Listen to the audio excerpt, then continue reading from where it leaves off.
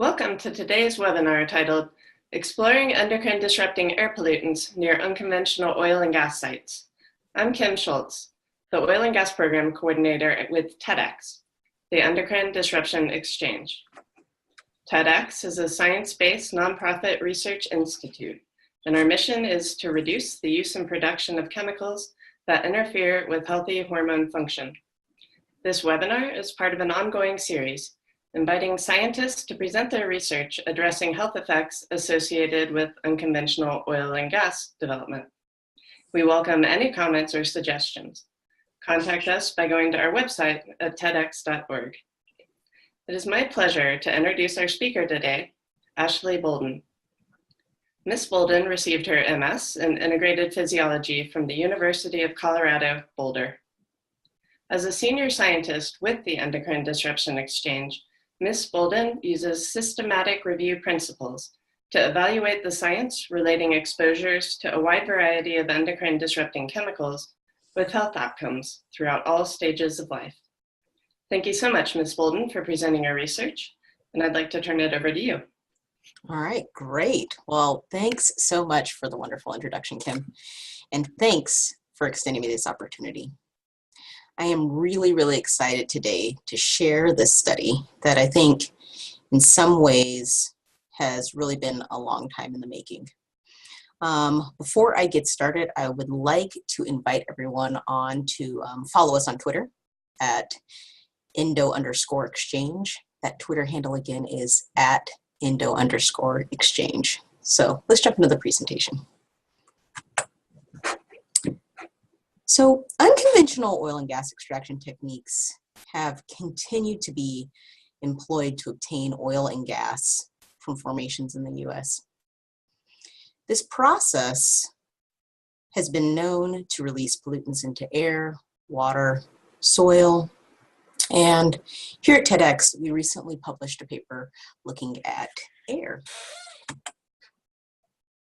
So historically, concern has really circled water and, what are the risks? What are the risks to drinking water? Could ground and surface water be contaminated? And really in recent years, more attention has been given to air pollutants. And it's recently been recognized that the process of hydraulic fracturing or fracking releases many chemicals to the air on site, and those pollutants can spread potentially to surrounding communities. The air issue really hit our radar back in 2010 when our group started a study exploring air pollutants that were released near an oil and gas site in Colorado. My colleagues detected several compounds, including non-methane hydrocarbons, such as the BTEX chemicals. This would be benzene, toluene, ethylbenzene, and xylenes, as well as polycyclic aromatic hydrocarbons.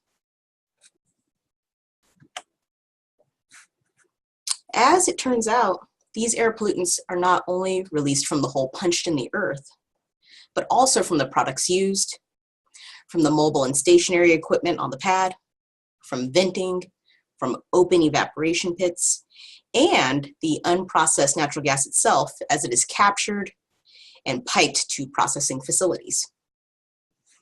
At the time of our initial work, we knew that these emissions were known to contain hazardous compounds. Therefore, we were concerned with possible health impacts for those communities and for the people that are living nearby these sites.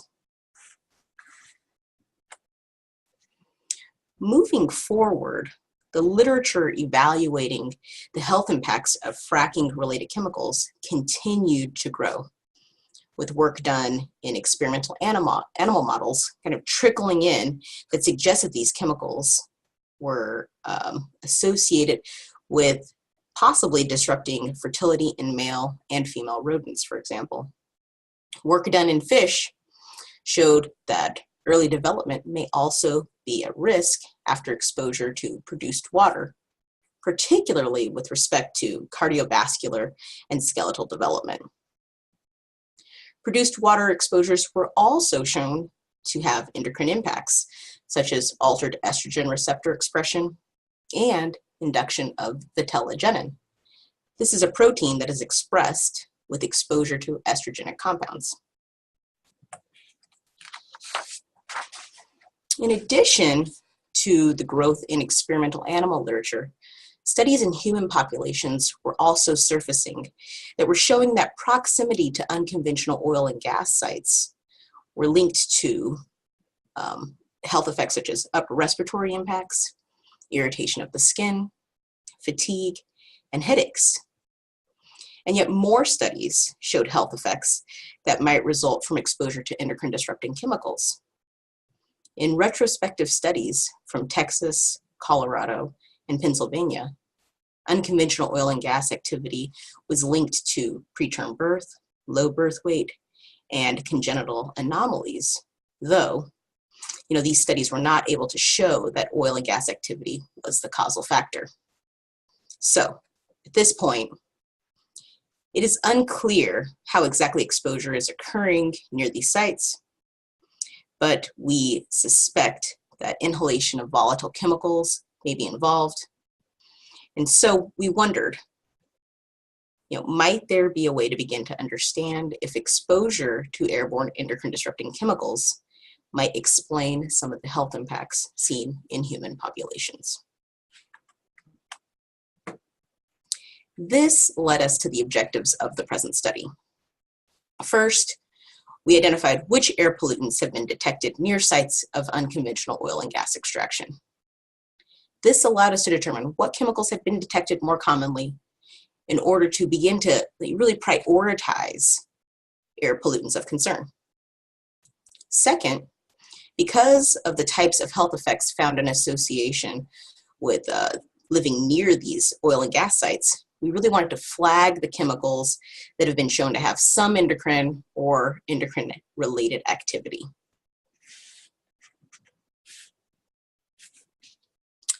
We used systematic review methods to identify peer-reviewed studies that had measured air near or on sites of unconventional oil and gas extraction.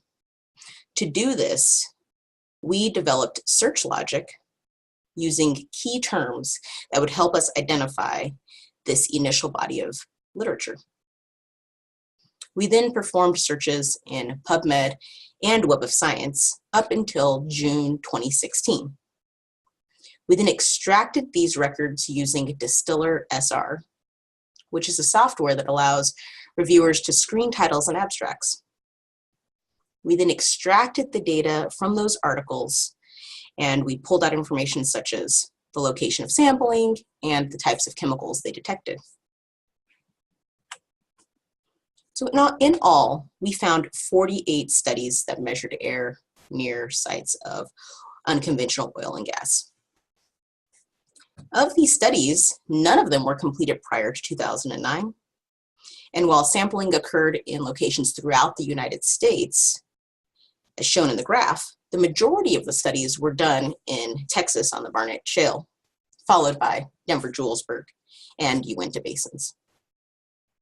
From these studies, we ended up with a list of 221 detected chemicals.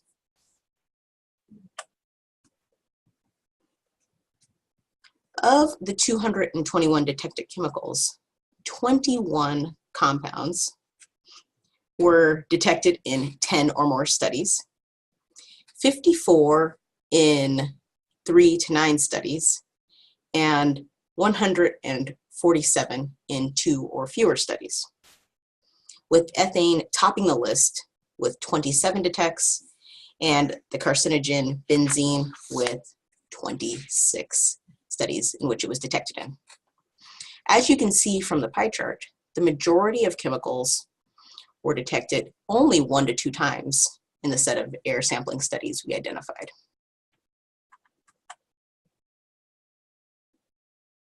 So in the next step, once we had this list, we cross-referenced them with the TEDx list of potential endocrine disruptors in order to flag an initial set of endocrine active pollutants. The TEDx list of potential endocrine disruptors is a database that contains expert-verified citations illustrating evidence of endocrine disruptive properties, and this is located on the TEDx website. We then took the subset of remaining chemicals, those that were detected in greater than 10 studies but not listed on the TEDx list, and developed a specific set of search terms for those 15 chemicals and completed searches using PubMed. The PubMed records were then filtered using swift review in order to identify relevant articles that assessed endocrine or other endocrine-related endpoints. Swift review is an online software that allows users to filter PubMed literature according to specific terms in the abstract in order to review potentially relevant articles. Excuse me. So cross-referencing against the TEDx list of potential endocrine disruptors yielded 26 chemicals that were already listed as potential EDCs. The searches of the 15 most frequently detected chemicals yielded an additional 8 chemicals with evidence of endocrine or endocrine-related activity. There were 6 chemicals that had no studies evaluating endocrine activity and 2 chemicals where endocrine activity was not shown in the studies that we identified. As you can see in the graph on the right, aromatics such as benzene and toluene and alkanes like propane and hexane were detected most frequently. All right, so in this slide, I would like to share with you some of the types of endocrine activity we found. Allow me to orient you to this graph. So what we did is we categorized the types of endocrine activity, which you can see listed down the left side. And for example, we have there estrogenic, androgenic, as well as endocrine-related activities such as developmental and reproductive. We then have listed above the chemicals that we evaluated. The dots correspond to at least a single peer-reviewed citation demonstrating the endocrine activity for that chemical. In the citations, endocrine activity was tested using various methods, including in vitro steroidogenesis and receptor-mediated reporter gene assays. We also looked at in vivo and ex vivo experimental animal models and epidemiological assessments. Not surprisingly, there were many studies that looked at estrogenic and androgenic effects, as these are very commonly studied endpoints. 2 chemicals really stood out for me. The polycyclic aromatic hydrocarbon naphthalene and the aromatic styrene as having a really, they had a real variety of types of endocrine activities associated with exposures. They both had evidence of endocrine activity in estrogenic, androgenic, thyroidogenic, progesterogenic, and glucocorticoidogenic categories. And they had corresponding related evidence in developmental and reproductive categories, for example. And so, we would really invite you to take a look at our publication for a detailed list of chemicals and the evidence of endocrine activity.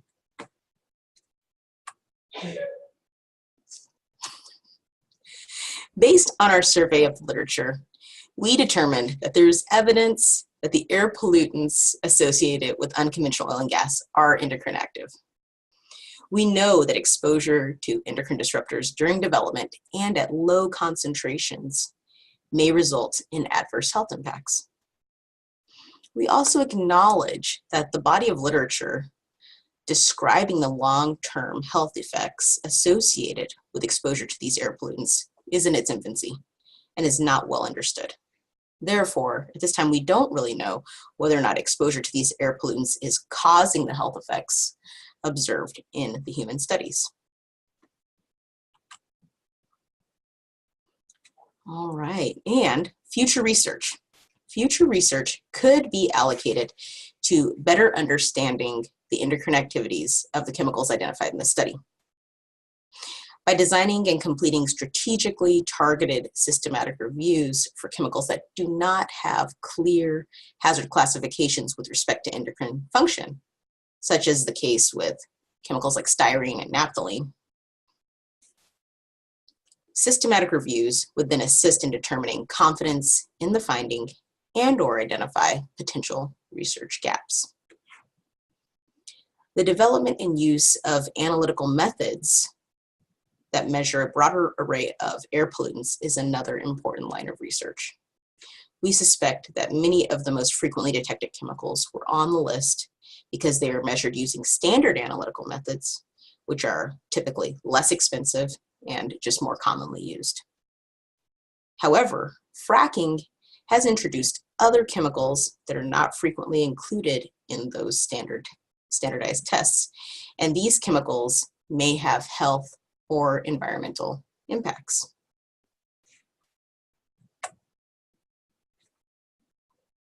So in closing, though future research could potentially identify more endocrine effects and help us understand the connection between exposure and the health impacts that have been observed near sites of unconventional oil and gas extraction, we already know that several chemicals have been identified by the US EPA as suspected or known carcinogens, or are known developmental or reproductive toxicants. Therefore, given the potential for health impacts, we believe there is an urgent need to address these releases near human and wildlife populations. All right, so that is my presentation. I would like to thank my co-authors, Kim Schultz, Katie Pelch, and Carol Kwakowski. I'd also like to thank Chris Ribbons. I want to also thank the funders here listed on the page, and again encourage you to follow us on Twitter at @Indo_exchange. Thanks. Thank you so much, Ashley. That was an excellent presentation. We do have a few participant questions I would like to ask you. Okay, great. Okay, starting with, is it possible that exposure is by routes other than inhalation? Wow, that's a good question. So yeah, there could be exposures that are happening besides inhalation. So really the only other ways that we've been able to think of on staff would be if there's some kind of water contamination. So if people had well water contamination, they might be drinking some of these chemicals or bathing in them, washing their dishes and stuff like that. And then that, of course, would, lead to exposures, dermally, for example, or via ingestion. And then in some cases also through inhalation, because, if you're running like a dishwasher or something and you have steam coming up, then you may also be inhaling those chemicals from the water. But yeah, definitely. And we think that inhalation is also a pretty big factor. Okay, excellent. Next question. Do you think air pollution research should be prioritized over water pollution research? Oh, that is a really good question. It's a complicated question, right? Because really the water pollution, may only be happening to like a small group of people. Whereas on the other hand, like inhalation is happening to just everybody living in that area. So potentially the water pollution may not be as much of a threat to as many people. And so for that reason, inhalation research is a really nice avenue, because it seems like if we identified something and put into place some regulations, we might have the most benefit for the most people. So yeah, I think we should spend some more time focused on air pollution research for sure. Oh, that's an excellent answer. Next question. How does a chemical get added to the TEDx list?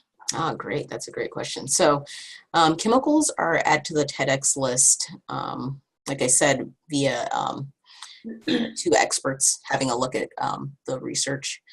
Basically what is required is at least one paper that shows either endocrine activity or an endocrine related effect. Typically it has to be a peer-reviewed article, and that will usually get a chemical on the list. Okay, maybe a little similar question. Did you search the chemicals for all endocrine effects? Well, that's a great question. So we did not perform comprehensive searches for all of the chemicals. For the chemicals that were already listed on the TEDx list, those have not been comprehensively searched. For the ones that we actually developed search logic for, we really only looked at one search database, which was PubMed. For us to really feel like we did a comprehensive job, we probably would want to search maybe 3 databases. And then we would go through and document all of the different effects. So we have not completed that at this time, but as I mentioned, doing a systematic review on a couple of specific chemicals would allow us to do that kind of comprehensive search, which could potentially be really useful in this area of research. Okay, great. There's just a couple more questions. Okay, great. You mentioned taking steps to address these releases near oil and gas sites. What do you think are some beginning steps? Wow, that's a great question. I think, at least on staff, we've sort of thought about, what are some ways to make this go faster? Because one of the big issues is that a lot of these big studies, even like a systematic review, we don't need to, recruit populations or anything like that, but the actual process of completing a systematic review is very time intensive and labor intensive. So it's a little bit of a problem, especially if we're sort of taking this approach, looking at, just a single chemical at a time. It takes a really long time. It could take a couple of years to get information. And then, in order to get that information to a policymaker and get a policy change, it could take, several years, maybe 5 years, I don't know. And so some ideas that we've had is just to look at some of the other work on air pollution, because some of these pollutants are similar. So there are policies in place for traffic-related pollution, for example. And so maybe potentially using some of those policies that are used for traffic-related pollution could be helpful. I think that, we don't have every single detail, but I think there are some places where we could really begin to start to be more protective. And starting with some of the policies that are in place for other industries or other types of pollution might be helpful here. Okay, thanks. Last question here. Could you share some thoughts on biomonitoring?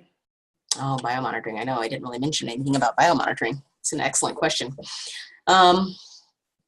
So yeah, biomonitoring could potentially be helpful. As I kind of mentioned with traffic-related pollution and commonalities between fracking-related chemicals, the problem with biomonitoring would be that it's very difficult to connect the chemicals that are found in the people to the chemicals found on the frack site. Because, people move around, they drive their cars around, your vehicle releases benzene, for example, and so you'd end up with those metabolites in your body. And that's really the biggest barrier, and of course there's always the time factor, how long does it take to complete a study? How can we really design a study with a controlled exposure, if you will, so that we know that these chemicals came from a fracking site. That's a huge challenge. So while it may be useful as a beginning step, it may be useful. It may be useful as a beginning step, but again, making that kind of connection, that causal connection, is really challenging. Okay, great. Thank you so much for answering all these questions. They were really good questions. Mm-hmm. I would like to thank everyone for listening today. You can learn about future webinars by signing up for our mailing list on our website at tedx.org, subscribing to our YouTube channel at the Endocrine Disruption Exchange, or following us on Twitter. We have recordings of previous calls and webinars available on our website. I'd like to thank you again, Ashley, for taking the time to present your research, and thank everyone for taking time out of your day to watch. Great. Thank you.